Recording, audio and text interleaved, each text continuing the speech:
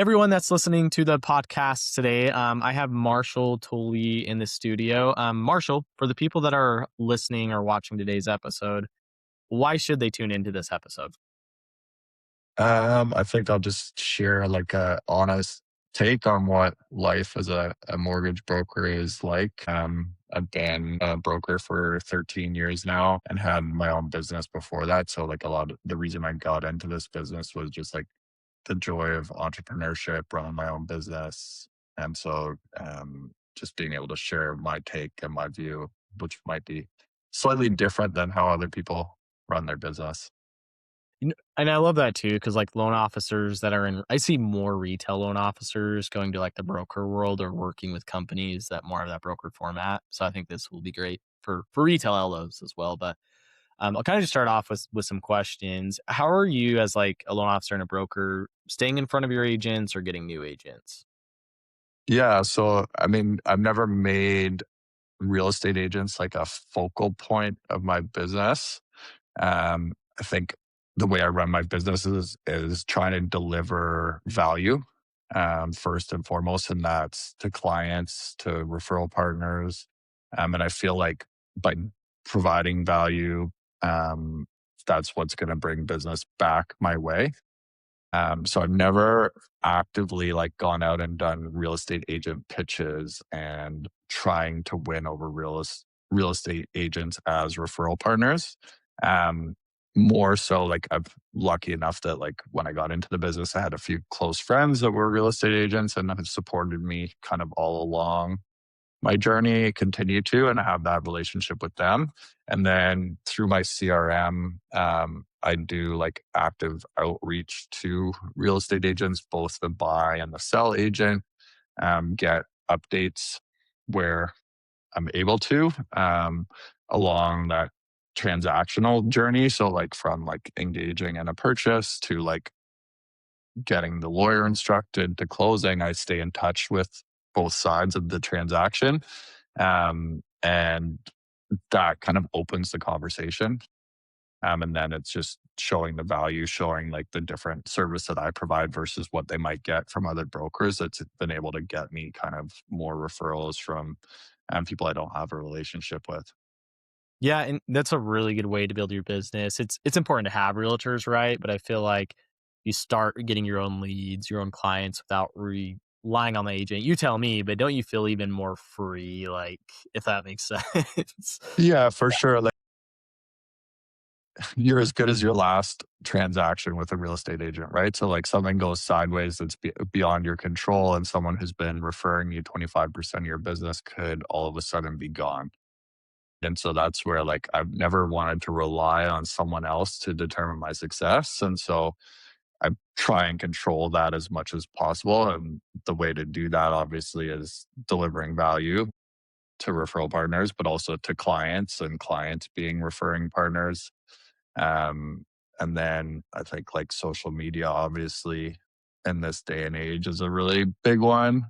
I think a lot of people approach it not so well and have like these, I think, expectations that they can just like put stuff out there and deals are going to come in. But from what I've learned is like it's just the same as running any other kind of referral part of your business. It's about the relationships, it's about the community, it's about the conversations, right? And so once you start to understand that putting that video out there is just to create a conversation, if you're not having the conversations, you're not doing social media. Okay, we're gonna align so much on this. So I feel like more and more loan officers are realizing this, but I see a lot of LOs. They're like, I want to start posting on social. I'm gonna get 1 million followers in a year. I'm gonna get a ton of engagement. In reality, like that's not how social media, I believe social media works for loan officers. It's a good way to stay in front of your past clients and agents. It's a good way to get new leads, but you can't just post a video and then not go in and DM that new person that followed you or call that Yeah. realtor that followed you, right? Like you got to do the work. How have you seen video like increase your business on social media? Yeah. So like I just started taking it more seriously probably within the last like 6 or 8 months and like been iterating and trying to figure it out. I think like obviously just in terms of brand recognition, it's a big one. But like steps that I've added are now like trying to engage. My two most active platforms would be LinkedIn and Instagram, and trying to engage with clients, referral partners, everything on there so that they're getting my daily kind of posts and messaging, engage with that, and um, helps make that relationship a little bit more sticky because you have that first conversation with the client, and then you pre-approve them and they go out in the world, and maybe you're not talking every day, but if they're seeing your posts every day and it kind of hits to them on something they're thinking about, it just builds that connection. So that's kind of one side of it, and then the other is yeah, trying to trying to drive those conversations. So like I've most recently had some success with like ads that are um, like reels that I've recorded, and I'm trying to drive a conversation. So I've gone like the next level, right? So like for us in Canada right now, there's like a huge renewal wave where our mortgages are very different than the US, and that like by comparison, we're really all on variable rate mortgages. We have our terms are like 1 to 5 years, and that is like a contract length and Dang. how long your interest rate is guaranteed for. We have an amortization that's like 25 or 30 years, which is the time you're going to take to repay, but you have to renegotiate your rate every 3 to 5 years. Whoa, that's interesting. But that's an opportunity for us to move the mortgage because their lender now offers them a rate, but we could get them another rate somewhere else.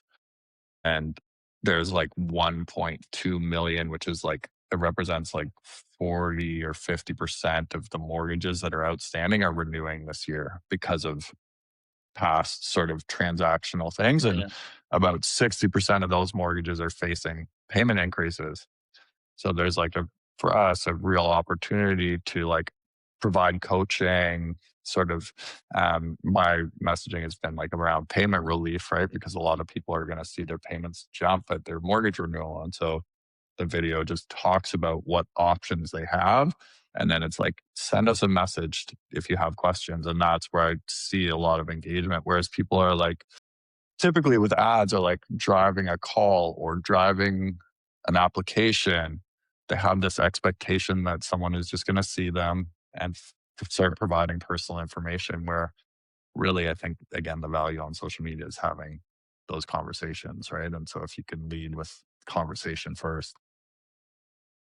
Especially with like CRMs nowadays, like go high level, you could set up a workflow where if someone messages, it sends a message back. It waits 3 minutes, right? So it doesn't look like AI. Sends them a landing page to get their info. And then you're probably doing this too, but taking your past clients, uploading that to Meta and just creating a video specific for your clients for the ones that aren't following you. Like, hey, I know we worked in the past because you know they've worked with you. So you could do that Yeah. through targeted ads too. So I love that you're doing that. I feel like a lot of LOs, tell me what you think. I'd love your opinion on this, but a lot of LOs just go straight to ads and they're like, ads don't work. But it's like they haven't created any videos for organic. They're, you know what I mean? They're not following up with Yeah. their clients. And I feel like, in my opinion, you did it the right way. You first focused on your organic. I don't know if you have a CRM, but maybe you had your CRM and foundation in place and then you ran the ads. You weren't just like, let me go run ads and then I'm going to get leads and my business is going to change. You did the foundation first. But yeah, would love Yeah. your on that Yeah, process. definitely. Like I think again, like there's so many like looking at the books behind you, there's so many different opinions on like what it takes to like develop a relationship with someone. And like, I can't remember who said it, but it's like 7 hours or something. Someone has to spend 7 hours or 3 hours of like video time watching you. Right. So like they're not gonna get that from one ad. So you need to have content that is constantly hitting them so that you're developing that and building that trust so that once they actually feel comfortable, they're going to reach out to you because they've seen you enough times that they feel like you're a real person that's going to look out for their needs, right? Yeah. Um, in terms of like, yeah, the ads, like I think it's like the organic content also shows where pain points that your customers are having. Like, where are you getting the most success on organic? Well, maybe that will also work well as an ad, right? And so you can use that as like a Yes. guider to know where you should be advertising to. Yeah, exactly, because then you know what is gonna work for the ads. Okay, Yeah. And love I it. think so many people design ads like ad specific for an outcome that they want rather than an outcome that the customer wants. Yes, yes, yes, yes, yes. I agree with that 100%. You gotta put yourself in the client's shoes. Okay, I just have a couple more questions. These are gonna be a little bit more tough. Why should people work with a broker as a loan officer rather than a retail lender? I just wanna hear your raw thoughts. I think that'd be really Yeah. I mean, like, it's funny because I just wrote a post on this, but like, at what point do you, like, a bank's like mission is to create profit. So if you're going directly to a lender with where their mission is to create as much profit for themselves as possible, where in that relationship do you think they're providing you advice and strategy around saving money?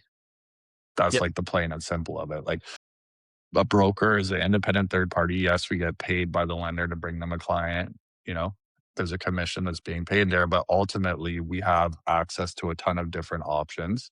And you're getting like a seasoned veteran that knows the nuances, that has experience, whereas like lenders have such high rates of turnover. The person you dealt with last time is gone in 6 months.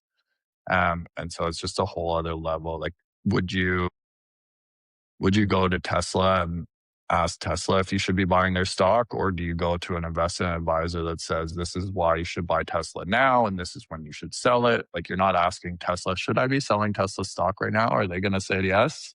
They're never going to say yes. So it's the same kind of, you know, I look at it mortgages as like a debt strategy. Like I'm a debt advisor, the same way you have an investment advisor.